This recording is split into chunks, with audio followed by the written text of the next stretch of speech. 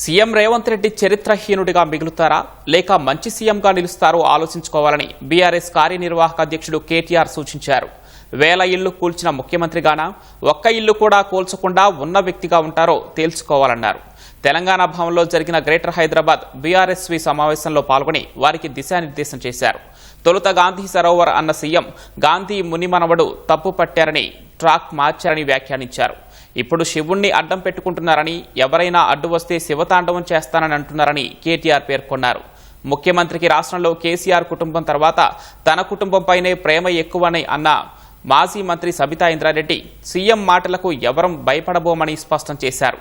ప్రజల కోసం కోర్టులకే కాదు ఎంత దూరమైనా వెళ్తామని అన్నారు. రిటైర్డ్ ఉద్యోగులకు పైసలు లేవు, ఉద్యోగులకు పీఆర్సీ ఇయ్యనికి పైసలు లేవు, స్టూడెంట్స్ కి ఇయ్యనికి పైసలు లేవు, రైతులకు ఇయ్యనికి పైసలు లేవు, కొత్త రిక్రూట్మెంట్ విలువనికి పైసలు లేవు, ఏటికి లేవు. కానీ మూసీ కోసం మాత్రం 1,50,000 కోట్లున్నాయి. పోస్తే పైసలు రాదంటాడు.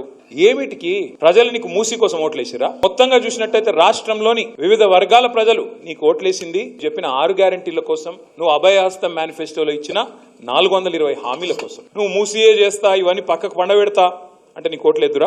అందరి మూడు ఒకటేలాగుంది. వీళ్ళ అపసవ్య విధానాలు, పనికిమాలిన వ్యవహారాలు, వీళ్ళు చేసే అడ్డగోలు ప్రసంగాలు, పెద్దలు కేసీఆర్ గారిని దూషించడం, మా నాయకులు ప్రతిపక్ష నాయకులు మేము మాట్లాడి ఉల్టా మా మీద కేసులు పెడతానని బెదిరిస్తాడు. సైకలాజికల్ గా వ్యక్తిగతంగా కామెంట్ చేసి అందరు నోరు ముట్టించాలి, బ్లాక్ మెయిల్ చేయాలనే ప్రయత్నం ఏదైతే రేవంత్ రెడ్డి గారు చేస్తా ఉన్నారు, దానికి ఎవ్వరు కూడా భయపడరు. రాష్ట్రంలో కేసీఆర్ గారి కుటుంబం తర్వాత నా కుటుంబం మీద ప్రేమ ఎక్కువ ముఖ్యమంత్రి గారు. 5 కిలోమీటర్ల దూరంలో ఉన్న భూములను కూడా లాక్కోవాలని చూస్తామంటే మేము తమాషా చూసుకుంటూ కూర్చుంటామా? అది మా ప్రాంతం. మాకేం వార్నింగ్ ఇస్తున్నారంటే మీరు ఇట్లాగే అడ్డుకుంటుంటే మీకు సాంఘిక బహిష్కరణ చేస్తారట.